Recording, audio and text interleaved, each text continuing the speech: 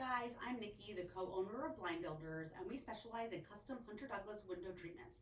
So we're a small local business, and right now we're really having to adapt our processes and our strategies to deal with this difficult time. So right now, what I want to tell you about is a new offer that we have, and we're calling it the Support Our Small Business Discount. And what we're doing, because you can't come into our showroom or we can't come into your homes, is that we're offering some virtual consultation options. And basically, we'll do any type of video chat or just over the phone or just through email. And during the consultation, we will do the same thing. We'll give you ideas.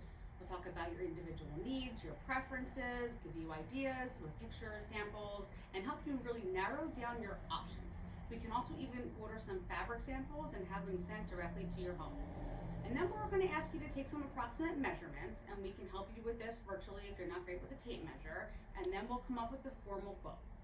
So then we're going to ask you to be a little bit more patient because all of our products are 100% custom, and we do measure differently for different products and different window applications. So if you want to move forward and you want to take advantage of our Support Our Small Business Discount, which is going to be an extra 10% off, if you give us a deposit now during this time, when we are able to, we will come in, we'll do the in-home measure, and we'll give you a priority installation appointment.